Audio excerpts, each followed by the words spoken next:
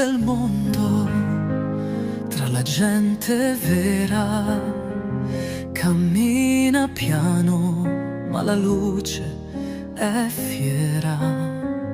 Un uomo semplice, col cuore in mano, abbraccia il mondo come fosse umano.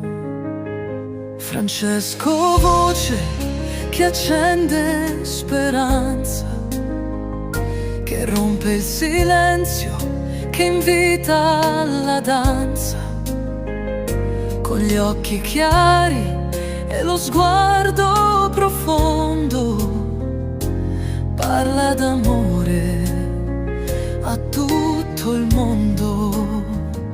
Francesco, pastore di pace e di luce, che tende la mano a chiunque lo induce. Un ponte fra i cuori, un tempo migliore, la fede che vive soltanto d'amore.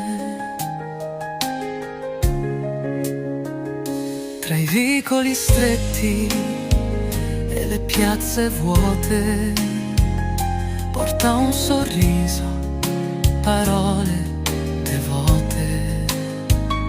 Non ama amori né troni imponenti, ma piedi scalzi e cuori ardenti.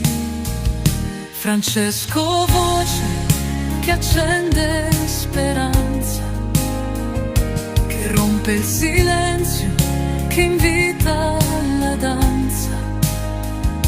Con gli occhi chiari e lo sguardo profondo, parla d'amore a tutto il mondo.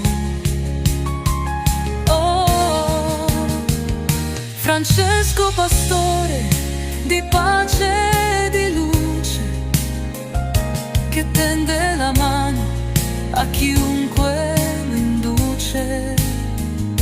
Un ponte fra i cuori, un tempo migliore, la fede che vive soltanto d'amore.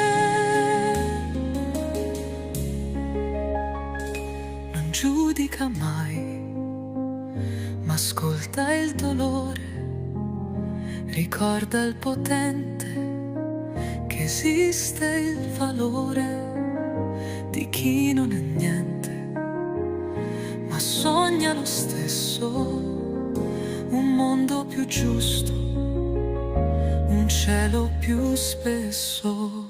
Finale! Francesco, fratello, che guida in silenzio, che scioglie le ombre con un solo cenno. Restaci accanto, cammina